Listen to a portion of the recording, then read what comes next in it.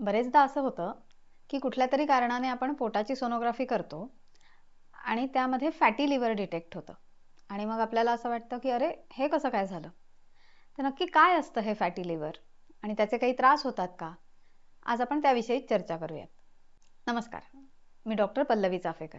Liver हा आपल्या शरीरातला एक अतिशय महत्त्वाचा अवयव आहे. ते काय काय कार्य करतं शरीरात ह्याकडे नुसती नजर टाकली तरी आपल्या लक्षात येईल की ह्याचं महत्त्व किती आहे. आपण जे काही खातो त्याच्या पचनानंतर जे प्रोटीन्स, कार्ब्स, फॅट्स तयार होतात त्यांचं मेटाबॉलिझम लिव्हरमध्येच होतं आणि त्यापासून एनर्जी जनरेट होते. आपल्या रक्तामधले जे टॉक्झिन्स असतात म्हणजे जे काही हानिकारक द्रव्य असतात ते फिल्टर करण्याचं काम लिव्हर करतं. फॅट डायजेशनसाठी गरजेचं असलेल्या बाईल ॲसिड्सची निर्मिती सुद्धा लिव्हर करतं. कोलेस्ट्रॉलची निर्मिती सुद्धा लिव्हरमध्येच होते आणि हे कोलेस्ट्रॉल शरीरातल्या अनेक कार्यांसाठी गरजेचं असतं. बरीचशी हार्मोन्स कोलेस्ट्रॉल पासूनच तयार होतात. आपण जी औषधं घेतो त्याचं ब्रेकडाऊन सुद्धा लिव्हरमध्येच होतं. काही अतिशय महत्त्वाची प्रोटीन्स लिव्हर तयार करतं. तसंच काही महत्त्वाच्या विटॅमिन्सचं स्टोरेज सुद्धा लिव्हरमध्ये होतं. विटॅमिन ए, डी, ई, के आणि आपलं सगळ्यांचं आवडतं विटॅमिन B12 हे सुद्धा लिव्हरमध्येच स्टोअर होत असतं. अशी अनेक कार्य लिव्हर दिवस रात्र करत असतं आणि यातलंच एक महत्त्वाचं काम आहे रक्तातल्या एक्सेस साखरेचं फॅटमध्ये कन्व्हर्जन करणं आणि ब्लड शुगर रेग्युलेट करणं.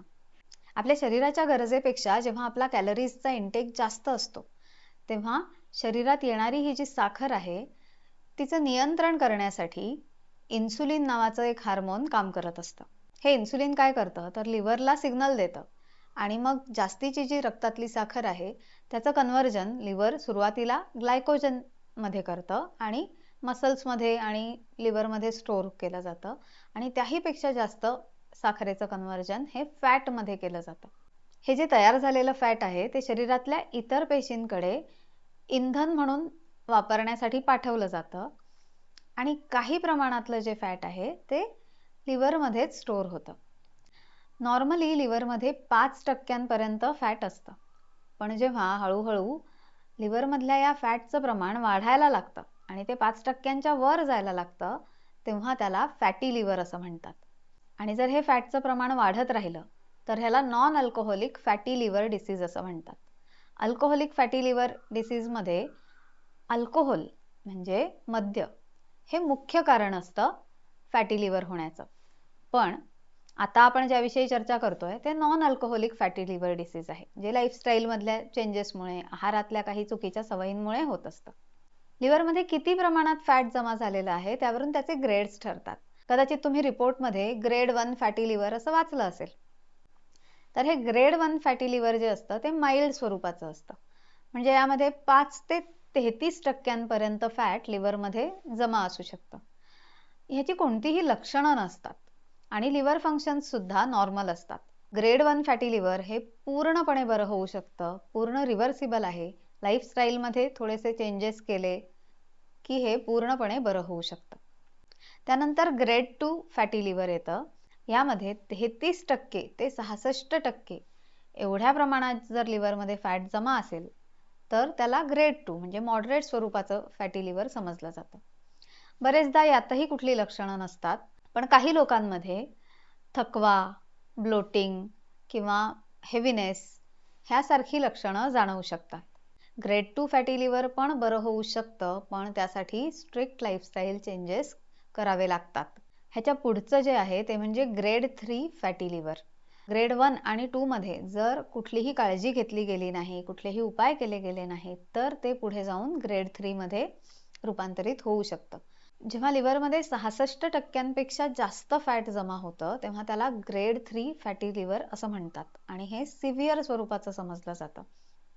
ह्यामध्ये लिव्हर फंक्शन्स अफेक्ट झालेले असतात, बरीचशी लक्षणंही दिसत असतात. ह्यातला सगळ्यात मोठा धोका असतो तो म्हणजे फायब्रोसिसचा. फायब्रोसिस म्हणजे लिव्हर टिश्यू हार्ड होणं आणि कुठलेही उपाय केले नाहीत तर लिव्हर सिरोसिस होणं म्हणजे लिव्हर पूर्णपणे डॅमेज होणं हा धोका यात असतो.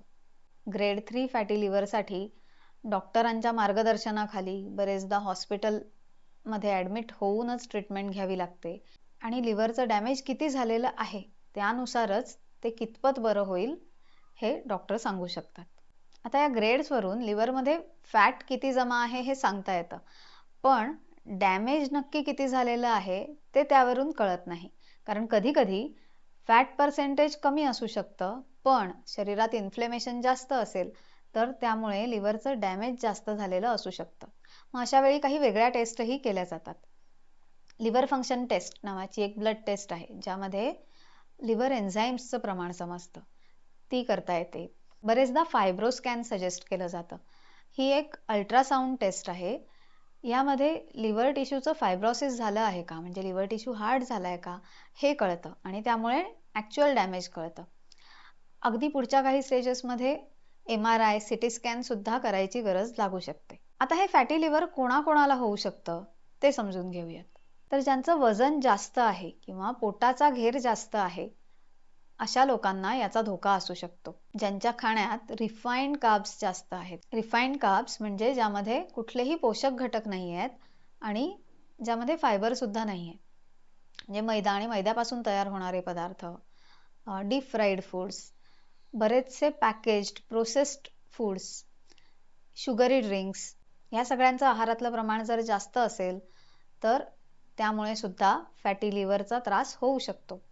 ज्यांची शारीरिक हालचाल कमी आहे, व्यायाम नाही आहे, म्हणजे एकंदर ॲक्टिव्हिटी कमी आहे, त्यांना सुद्धा याची रिस्क असू शकते. तसंच स्मोकिंग आणि ड्रिंकिंगच्या सवयीमुळे सुद्धा फॅटी लिव्हरचा धोका वाढतो. अपुरी झोप आणि मानसिक ताणतणाव ह्यांच्यामुळे सुद्धा फॅटी लिव्हर होण्याचा धोका वाढतो. कारण ह्या दोन्ही गोष्टींमुळे शरीरातलं कॉर्टिसॉलचं प्रमाण वाढतं, हार्मोन्स डिस्टर्ब होतात, मेटाबॉलिझम डिस्टर्ब होतं, शरीरातलं फॅट स्टोरेज वाढायला लागतं आणि त्यामुळे फॅटी लिव्हर होण्याचा धोका वाढतो. इनिशियल स्टेजेसमधलं फॅटी लिव्हर हे पूर्णपणे बरं होऊ शकतं, पूर्णपणे रिव्हर्सिबल आहे, पण त्यासाठी कुठलंही औषध नाही आहे. लाईफस्टाईल करेक्शन हीच त्याची मुख्य ट्रीटमेंट आहे. विशेषतः आहारामधलं साखरेचं प्रमाण कमी करणं हे खूप गरजेचं आहे. आता इथे साखर म्हटल्यावर फक्त गोड पदार्थ नाहीत, तर मगाशी म्हटल्याप्रमाणे रिफाईंड कार्ब्स हे सुद्धा शरीरातलं साखरेचं प्रमाण वाढवतात आणि अल्टिमेटली फॅटचं प्रमाण वाढवतात. त्यामुळे सगळ्या प्रकारचे रिफाईंड कार्ब्स कमी करणं आणि साखर कमी करणं ही एक महत्त्वाची ट्रीटमेंट आहे. आहारामध्ये ज्वारी, बाजरी, नाचणी, राजगिरा ह्यासारख्या धान्यांचं, पालेभाज्या, फळभाज्या, ऋतूनुसार येणारी फळं ह्यांचं प्रमाण वाढवणं, हेल्दी फॅट्स आणि प्रोटीन्सचं प्रमाण वाढवणं हे गरजेचं आहे. दररोज 30 मिनिटं व्यायाम करणं हे फॅटी लिव्हर रिव्हर्स करण्यासाठी खूप उपयोगी पडतं. आहार आणि व्यायामाच्या मदतीने अगदी 5 ते 10% जरी वजन कमी केलं तरी फॅटी लिव्हर रिव्हर्स होण्यासाठी त्याचा खूप उपयोग होतो. आणि मगाशी आपण बघितलं की अपुरी झोप आणि मानसिक ताणतणाव ह्यांच्यामुळे सुद्धा फॅटी लिव्हर होण्याचा धोका वाढतो.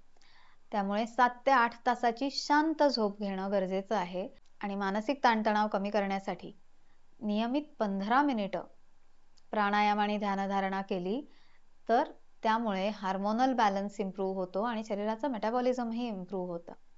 फॅटी लिव्हर ही बऱ्याच मेटाबॉलिक डिसऑर्डर्सची सुरुवात असू शकते, कारण ह्यापासून पुढे कोलेस्ट्रॉल वाढणं, इन्सुलिन रेझिस्टन्स डेव्हलप होणं, प्री डायबिटीस, डायबिटीस यासारख्या आजारांचीही सुरुवात असू शकते. म्हणूनच जर तुम्हाला फॅटी लिव्हर डिटेक्ट झालं असेल तर ते बरं होण्यासाठी या व्हिडिओमध्ये सांगितलेले उपाय जे आहेत, म्हणजे लाईफस्टाईल करेक्शन जे आहेत, ते अगदी हळूहळू स्टेप बाय स्टेप नक्की करून बघा. पुन्हा भेटूया पुढच्या व्हिडिओमध्ये. तोपर्यंत स्वस्थ राहा आणि योग्य व शास्त्रीय माहितीवरच विश्वास ठेवा. धन्यवाद.